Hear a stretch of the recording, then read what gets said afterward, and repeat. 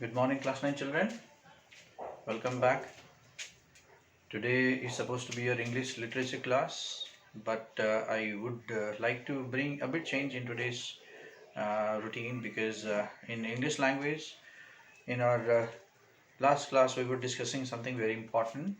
If you remember, we had taken out a new topic, letter writing, and there we discussed what is a letter and what are the kinds of letters, and we also uh, differentiated the two kinds of letters that we normally take in our practice, informal and formal letters.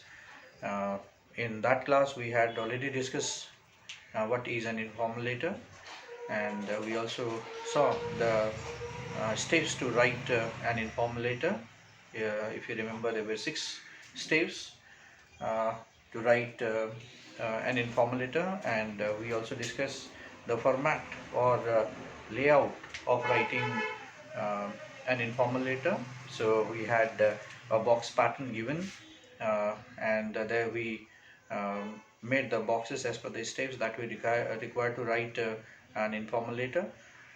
Hope you have understood what is an informal letter, and also have written it down in your language exercise note with the instructions that I had given you, that you should use pencil and scale to make the box pattern of the layout or the format of an informal letter, because I told it that if you are a little bit drifted away from the format, the actual format of writing the letter, then no marks will be given. So we had strictly followed the ICC um, pattern of writing the letters. So we'll stick to what the pattern is and continue uh, the next formal letters that we have to further discuss today. So let us come back to our topic and then continue the formal letters. So let us begin. Uh, so if we recall what letter writing is, we had written it that time too. It is a written message that can be uh, handwritten or printed on a paper, and it is usually sent to the recipient, the one who is the receiver, through or via um, mail or post in an envelope. That is what we had discussed, what a letter writing is, and we have understood that it is a written conversation between two parties. That is what we call letter, and today we are supposed to continue with our formal pattern of writing the letters. So let us see this. So then we had written what a formal letter is. A formal letter is an official letter. It is written in an official tone. The letters that we write to uh, Panchayat Pradhan, post office, banks, police stations, or any institutions, uh, such letters are called formal letters. They are written in an official tone, and the letters that are generally written to the offices for the official purposes, they are called formal letters. So formal letters are official letters, and mind you, uh, the pattern to write a formal letter is very interesting, and it's very nice to write letters. Though we are living in the age of computers, yet a handwritten letter is a very interesting thing to carry on with. So the council has 10 to 15 marks for this question. So this is a very vital question in the paper, and if we write according to what is needed in the letter, then I'm sure that 10 to 15 marks is very much a need to add up in the total. So uh, let us discuss further then. So as we had discussed, uh, what formal letter is. It is an official letter. It is written in an official pattern, and uh, it is more important to write formal letters than we do write informal letters, because informal letters are generally we are writing now and again, but official letters are much needed in our day-to-day life. So try to follow this it very very strictly and seriously, so that it is not only for today that you are understanding and learning it, it will be for the rest of your lives. So see, formulator. So first of all, we understood what is a formulator. Now we'll discuss the steps to write formulators. So there are 11 steps to write a formulator. How many? 11 steps. Please keep in mind there are 11 steps to write a formulator, and what these steps are, let me read it out for you. Number one, sender's address. Number two, date. Number three, receiver's address. Number four, subject of a letter. Number five, salutation or greetings. Number six, body of a letter. Number seven, thanking you. Number eight, closing or ending. Number nine, sender's full name. Number 10, signature of the sender. Then 11, designations. So these are the 11 steps we have when we sit to write formal letters. So see, these steps are very very important, and they are more steps than we write informal letters. So, and in letter, every step has a mark. So the more steps, that means you have more marks to it. So I suggest write formal letters, because this is uh, more marks obtaining with the number of steps we have when we write it exactly as per the council's need. So that is why prefer to use formal letters in your writings. So see, but they must be very very accurately written as per the format needed in a formal letter. So see, these are the 11 steps we have. So uh, number one, sender's address. Two, number 9, sender's full name.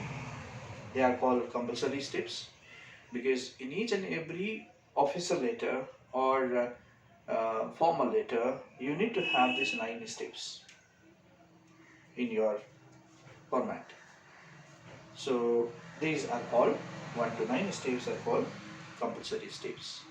And 2, number 10 and 11, signature and designation, they are optional steps. Optional means when you want it, you have to write it. It depends on the question whether these two things are to be added in your format or not. So that is why it is called optional steps. Sometimes we have it, sometimes we don't have it, right? So depending on the need, we have to have the 2 additional steps in your formal letters. But 1 to 9 are the compulsory steps. They must be there in your every formal letters.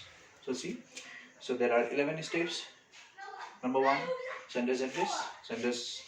Sender's address is the address, the one who is writing the letter. So his complete address must be given, as I told last time also when we discussed informal letter. So there also we understood what is sender's address. So in your sender's address, do not write your name. Don't write your name. It should be only an address. It should be full address, and there should not be any abbreviation. Do not shorten it. Do not abbreviate it. Write full address using commas after every end of the sentence, and finally end it with a full stop. So this is called address with the punctuation. So try to write the exact form of writing the sender's address, which is written on the top left hand corner of your page. So this is sender's address. Date, the date on which the sender is writing the letter and sending it. So it has to be very proper. We discussed how we write dates in our letter writing. There are several ways of writing the same dates, but we follow only two kinds of dates in the letter writing, and those two kinds of letters I believe we had already made a discussion in our informal letter. Either you start with the digit and then month and then year, right? And when it comes to talking about month, the uh, longer spelling of the month can be shortened, like December you can write DEC dot, but the year must be full 2020, and after the year do not put any punctuation, no full stop even. So this is one way of writing the date. The other way of writing the date is we start with the month first, December, and if we are writing with the month first, we are bound to write the complete spelling of the month, the full spelling of the month. We cannot shorten it, we cannot abbreviate it. We have to write full spelling, DECEMBER, then date followed by a comma and then full year 2020, and after the year do not put any punctuation mark, right? Even if there is a dot after the year, it will be considered incorrect. So please bear it in mind that there should not be any punctuation after you have written the year. So that was date. We had discussed that time also. Today again we discussed it. And then number 3, receiver's address. The one who is receiving your address must be given in full, because in an official letter we mention to whom are we writing to, because that must be known. So we have the receiver's address, right? And the receiver's address generally in an old pattern, the traditional people used to write to, TO2, right? So that is omitted in the modern pattern now. So do not write to, TO2. Just stick to the receiver's address, right? But there must be the article, particular article, the, right? The so and so, like the editor, the principal, the manager, the postmaster. So the one whom you are writing the letter, he must or she must be addressed with a particular article, the, before it, T capital always, and the next word that you write should begin with capital, like postmasters P, principals P capital, right? Managers M capital, and Panchayat Pradhan, to whom we write to, the Panchayat Pradhan, TPP capital. So that must be addressed because they are all executive. So we must respect them, we must regard them. That's why we have to use capital beginnings. So that is to be remembered. That is your sender's address, your receiver's address, and you have to write the complete address of the receiver, where the place is, where the area is, where the street is, what district is it, what location is it. So you have to give the full receiver's address, followed by a comma after every end of the line, and finally with a full stop. And regarding your pin code is your choice. Even if you not write it, that's okay, but give complete address and do not try to abbreviate, right? Don't shorten it, because they are official and it must be known fully. That's why write full address. So that is your receiver's address. Now we talk about the subject of a letter. Now subject of a letter is very important in formal letter, because without the subject of the letter it is regarded incorrect. This is the most important thing that we write in the formal letter. Subject of a letter must be there, and what subject you write is the reason of writing the letter to the office or the offices, because this is the summary of the letter. This is the summary of the letter. Subject must be written because this is the summary of the letter, because the one to whom you are writing the letter, suppose the manager of the bank,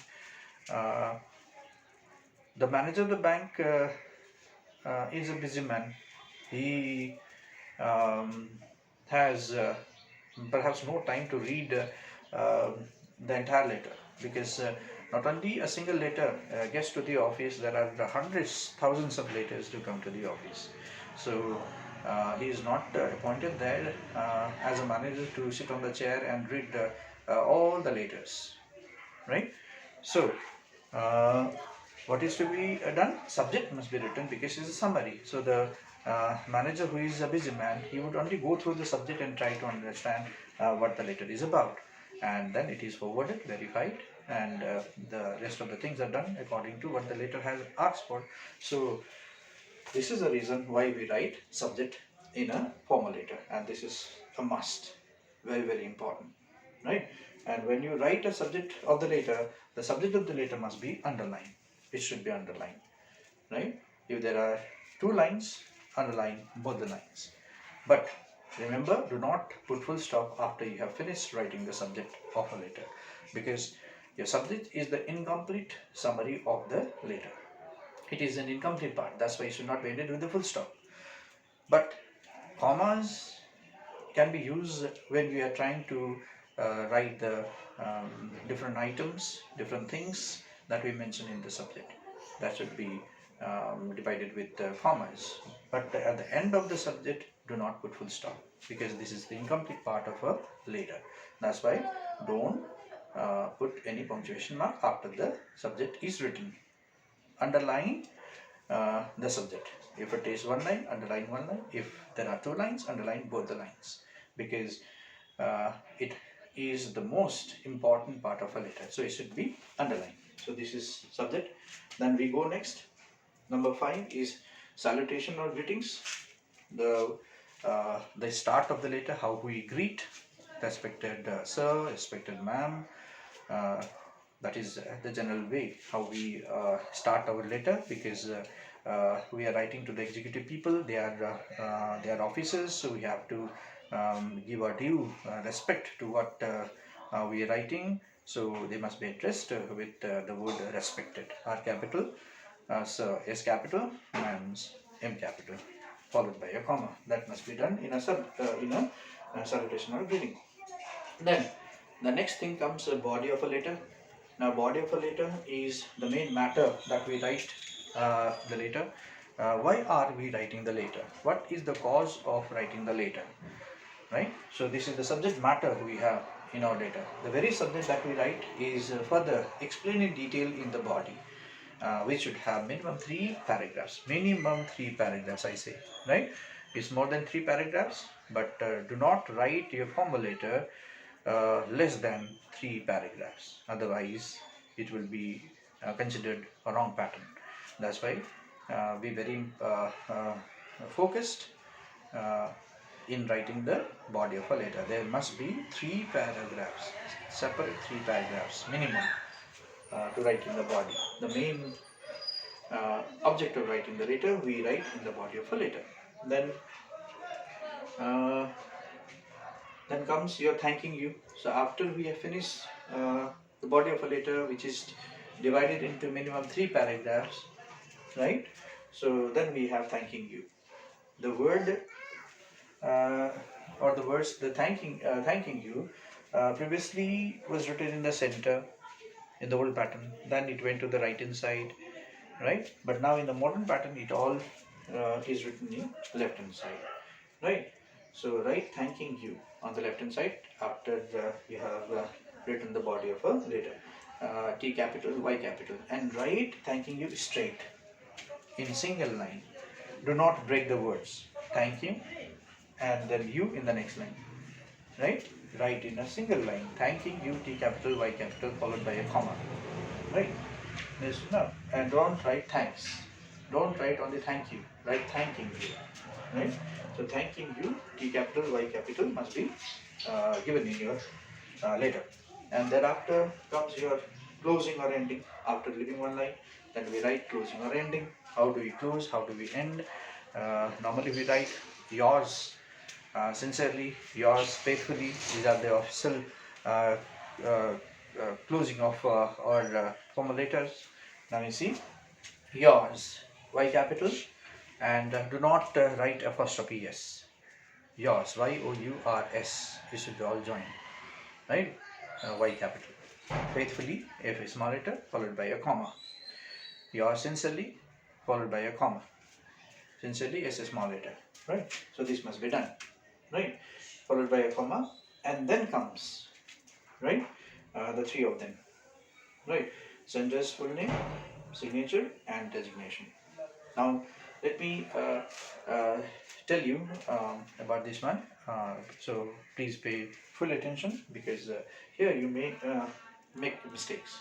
So see, after closing or ending, now if the letter is not, you can say, personal, if the problem is not a single person, right?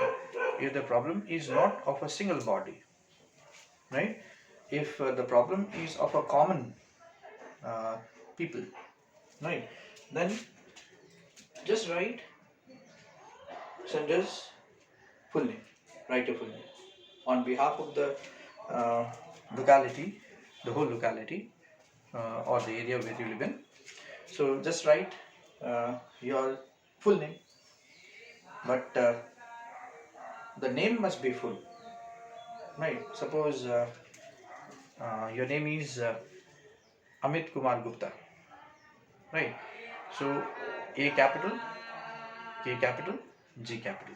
But you have to write Amit Kumar Gupta, Kumar, not Kr dot. It should be Amit Kumar Gupta, full, right? So your full name says, because uh, in the official sense, you have to give the full proof who you are. So you need to write your full name because nobody knows you, right? You have to uh, give your own identification of writing your full name. So your full name must be written, right? If it is a general problem, like the problem of the mass, the problem of many people, and you have taken uh, to write the problem on everybody's behalf. That's why we write the full name, right? But if uh, the problem is a singular problem, that means only your problem is there, right? Then what you do is, after closing or ending, then the next step would be signature, your full signature. Suppose uh, you have lost your ATM card, right? You're writing a letter to the bank manager, obviously, right? So there you are known by your account number, and the signature is tallied. So if your signature is incorrect, uh, you are not the person who is holding that account. That's why signature is a proof. So what you do after closing or ending, yours faithfully, then put a comma, then you sign it. First signature is done, right? Your full signature is done. So after the signature, now signature depends. Uh, the size of the signature depends. Some people sign it small, some people sign it big. That's why we have no box button for signature. It depends on the size of the signature. So it is left blank, right? But after you have signed it, after you have done the signature, then very next line you have to write your full name, all in capitals. Amit Kumar Gupta. Amit, AMIT, all in capitals. Kumar, KUMAR, all in capitals. GUPTA, Gupta, all in capitals. So all the words of a name must be written in bold letters, in capitals. And you have to put within bracket. That is what you have to do. You have to put the name within bracket after you have signed it. But if the problem is not personal, if the problem is not of a singular person, then we just write full name, no signature. Signature is not required. But if the person is a single and the problem is of his or her only, then give a signature. Then after you have signed it, then within bracket in the next line, give your full name. Write your full name within bracket. Then after that, then comes the last step, that is designation. Designation means post or rank. What rank do you hold? What post do you hold? If you are having any post, then we mention it there. Like if you are a president of any club, then we mention their president. If you are a secretary of any club, then we write secretary there, right? So if you are holding any post, then we mention that post, that is designation. And if you don't hold any post, if you are a common man living in the area, if you are a layman in the area, then just write local resident. Local resident. L capital, R capital. RESIDENT. Resident, not residence. If you write residence, is a house, but the person living in the house is resident, DENT, right? So that must be written, local resident. If you don't hold any position, if you don't hold any designation, if you are not of any rank, then just write as a common person, local resident. So this is what you must do. So hope you understood the steps to write formal letters, right? So these are the 11 steps we have to write any formal letter. So 1 to 9 steps are called the compulsory steps, and the remaining 2 are called optional steps. Sometimes we need it, sometimes we don't. Like in the case of singular, we generally need to sign it as a proof, and then when we sign it, we also provide that the designation, our designation, or post or rank, and if we do not hold any important rank, then we just write the local resident. That's what we have to do. So hope these steps are understood. Now, where are we going to have all these 11 steps in the letter? Now this is very, very important, right? Very, very important. Now see, so in my last letter writing class, in informal letter, when we understood writing it, so there I had told you what you must do first. First of all, your choice of page. Whenever we sit to write any official letter or any letters, right, always take full-scape size paper. Now if full-scape size paper is not available, then you write on an A4 size paper, which is a big in size paper, because it is always said that the letter must be seen at one look. You should not have a turnover page, otherwise the charm of the letter vanishes, right? That's why try to write a letter in a single sheet, right? And everything of the letter comes when we write in a big size paper, right? So choose full-scape size paper or A4 size paper. And what you must do, as I said, you have to fold the paper into 2 equal half. That was what I showed last time, right? So take the paper and fold it, make it an imaginary margin, folding it into 2 half. Likewise, now you have created an imaginary margin by folding it, right? Now when you have folded in creating the 2 equal half, now it is for your guidance that all the things in the letters should come on the left hand side, right? Now gone are the days that we used to write letter on the right hand side, left hand side, in the old pattern or in the traditional pattern. Now we have just one look, right? Only one pattern, that is everything should come on left hand side, right? That is why it is a must that we divide the page into 2 equal half by folding it. Now when you have folded it into 2 equal half, now it will guide you that all things should be written on the left hand side, right? So that is what you must do. So here again I got you to tell the page should be folded into 2 equal half. Now this is our page. Consider this is our A4 size page, right?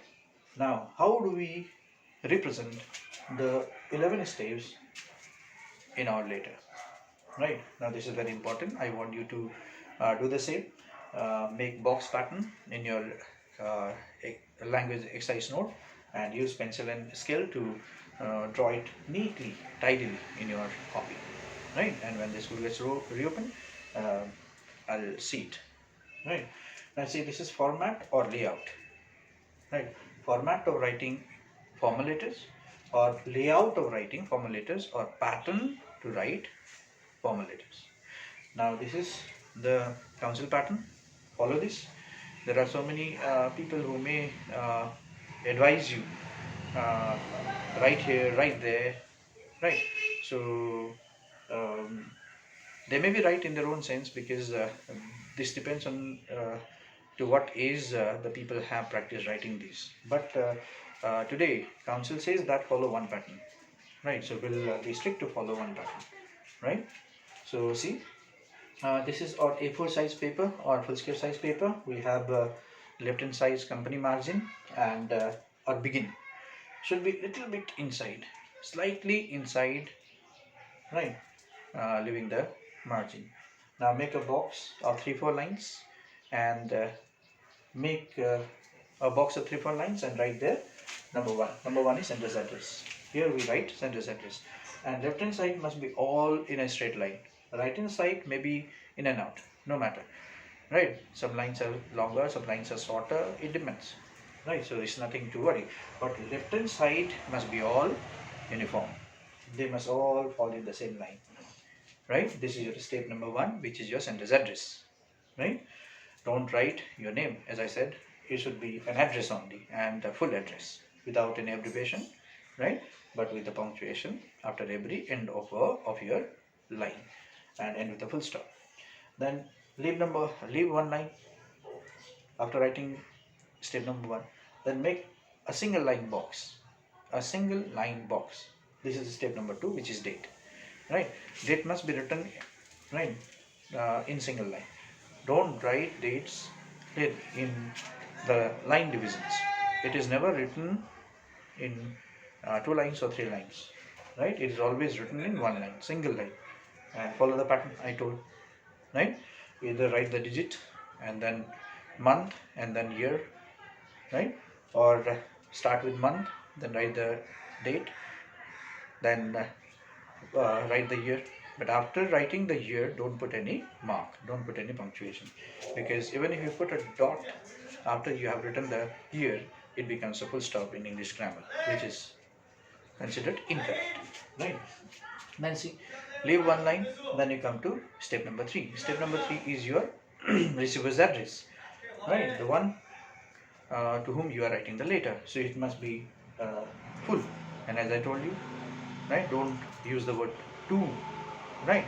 In the old pattern, we were writing to, comma, then we used to write the address is address or the receiver's address. But in the modern pattern, we are not writing to. To is generally written on an envelope, right? So to is omitted now. So we write straight the receiver's address, right? Starting with the, and follow the capitals as needed, and then write the complete address, then end with the full stop, then leave one line, then write step number four. Step number four is subject, SUB, put colon, subject, and then we write the subject. Subject is the summary of the letter, which is either written in 1 line or 2 lines, or even if you write in third line, that is also accepted. But the thing is that from where you begin the subject, the next line should also begin just below it. It should not come this side. It should not come to the extreme left corner. It should begin in the same line below and underline both the lines.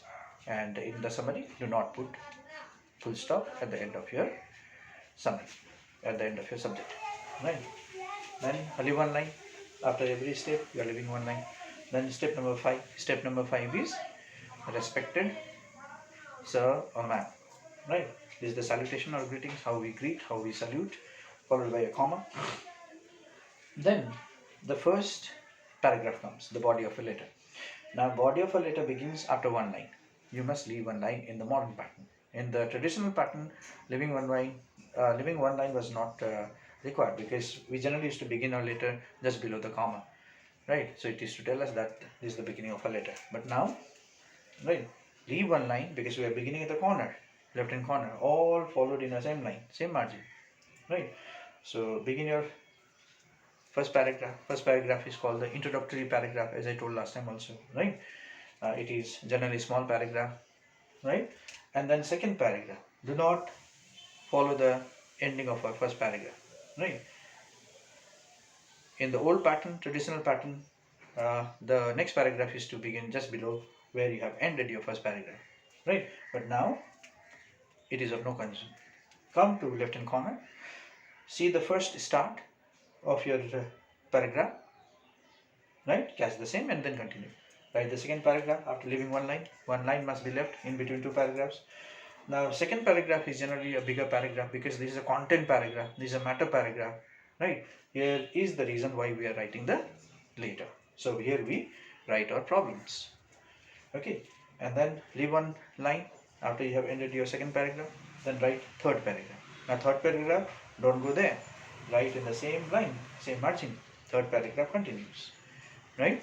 And third paragraph is again another a small paragraph, and you need to write at least 3 paragraphs, minimum 3 paragraphs. Then fourth paragraph is generally a single line paragraph. Uh, even a single letter in even a single line in letter is called a paragraph. But it doesn't mean that you write only 3 lines for your paragraph, right? It depends on the matter what you write, and the last paragraph generally has a single line, right? Clear? So minimum 3 paragraphs must be written, right? Then to even 4 or 5 paragraphs, right? But don't write your letter less than 3 paragraphs, otherwise it will be considered incorrect, right? But all the paragraph must begin in the same margin. See here, all must begin in the same margin, right? And after every paragraph there must be a single line left, right? Now you have ended your body, right? Now leave one line and then write step number 7. Step number 7 is thanking you. Since you are writing an official letter, thanking you is a must, right? It is a compulsory step to write in your formal letter. So T capital, Y capital, followed by a comma. And don't write thank you. Don't write thanks. Write thanking you. T capital, Y capital, followed by a comma. And write in a single line. It should not be written in 2 lines. Write in single line, right? Then leave one line. Then step number 8. Now it's step number 8. Step number 8 is your closing or ending. Yours faithfully, yours sincerely. Mind you, your Y capital, no apostrophe S. It should be YOURS. Faithfully, F is small letter followed by a comma. Sincerely, S is small letter followed by a comma, right? And then the optional steps come, right? As I told you, if it depends on the problem of a mass or a problem of a single person, right? If it is of a mass, just after mass means many, group, a lot of people, right? So if it is of the many people, then just write your full name, right? But it should be full name, don't shorten it, because this is official, so you have to write full name, right? If it is a mass problem, right? And then no signature required, and then your designation if you hold any post, right? If you are a president, write the president. If you are a secretary, write secretary. If you are a local resident, write local resident. But if you are holding some post and the problem is of a single person, then sign it. Like take an example of electricity meter at home, right? It went out of order. You are writing to the electricity department to look after it, right? So this is your singular problem, right? So here you sign it, and after you have placed your signature, depending on the size you have, because I haven't made here a box pattern, right, for your signature, because your signature depends on the size. Sometimes it is big, sometimes it is small, right? Some signed in big, some signed in small. That's why we have no single line box for the signature. It depends on the size, right? So after one has placed the signature, then full name, all in capital, is a must and should be within bracket. You have to write the full name, and all the words of the name must be in capitals and within bracket. And then leave a line and then write step number 11, that is your designation, right? If you hold any post, write there. If you don't hold any post, if you are a common man living in the place, living in the society, then just write local resident, local L capital, resident R capital, right? And after that, no full stop, nothing. So this is your box pattern of your formal letter, right? And this is to be copied, everything to be copied, but more stress must be given in this pattern. And write your formal letter, write your official letter in this pattern, because this is the pattern passed by the council, and we have to stick to what council has given us. So write in the same pattern. Do not change this pattern. Now, if you write letter away from the pattern given here, right? So you will get very, very low marks, right? So mind you, so stick to the pattern. So I want you to make the box pattern of this in your copy as well. Last time also I had told you to make the box pattern of your informal letter. Hope you have done so, right? So this time also you write everything exactly in your exercise note, right? And keep in mind, keep in memory the pattern, because every letter that you write must be written in the pattern what is given, must be written in the format what is given, right? So stick to it. So hope you have understood today's important class on letter writing, right? And I want you to view this and then write, everybody to view this and write this, because again we'll not come to talk over this, because once done is done, right? Because we have no time to carry on again. Okay, so now I'll give you a few other questions for you to practice at home. So uh, it will be sent to you as a clipping. So just read the question and write both of the letters that I'm giving you, because the more you practice, the better you be. This is your English language. So hope you have understood today's class. Thank you very much.